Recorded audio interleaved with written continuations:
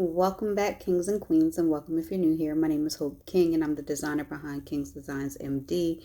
Today, I'm just having a little bit of Easter fun. I am creating a design in Canva, and I just want to show you guys because I plan to make this cute little pillow cover. So let me show you.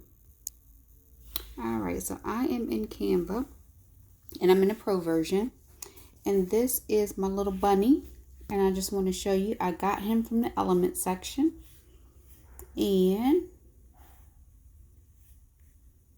I'm not sure which one this is. I can't remember if this was a paid version or not. Okay, this one was a pro. This one was a paid version. So he's here.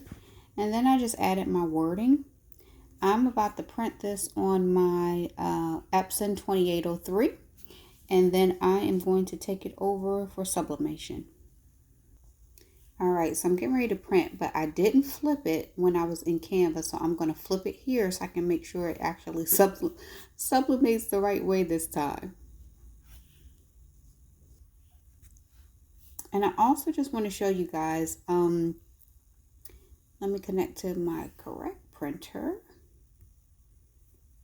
which is in the 2800 series, and get my paper back to portrait mode.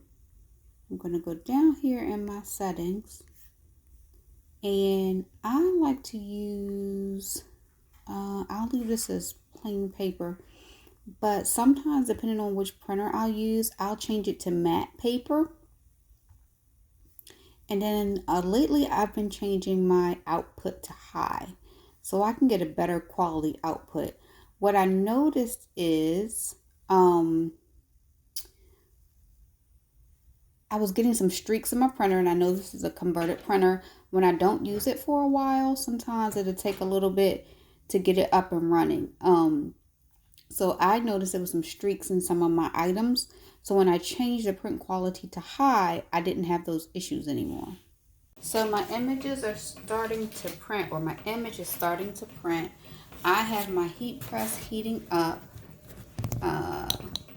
to 400 degrees, and it should be set for about 60 seconds, I think is what I've used before.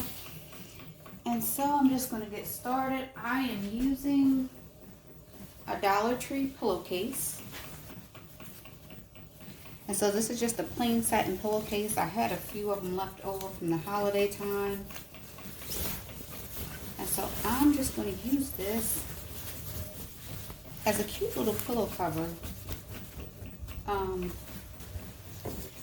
for my sofa. So what I think I'm going to do, I really don't feel like sewing.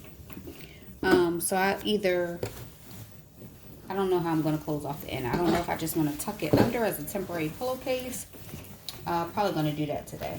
So I know this is going to probably, if you see it, is where it unfolds. It's probably about 2 rectangles long is what my pillow is actually going to be.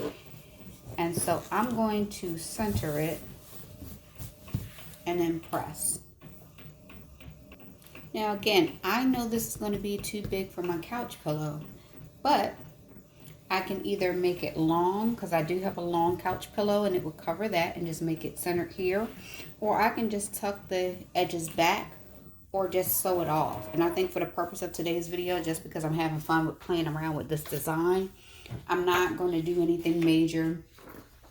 I just want to have fun right now. So I'm just putting that down.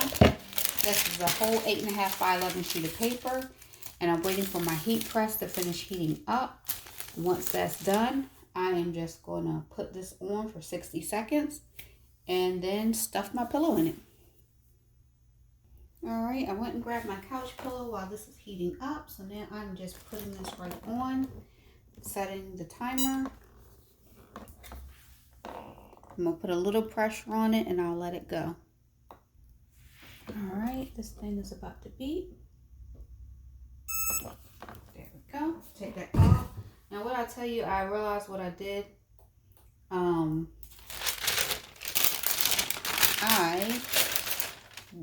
folded this underneath, and that's probably a no-no, because I don't know if this is going to bleed all the way through. Oh, it didn't. Good for me. Yay. All right, so there we go. We have a sublimated pillowcase.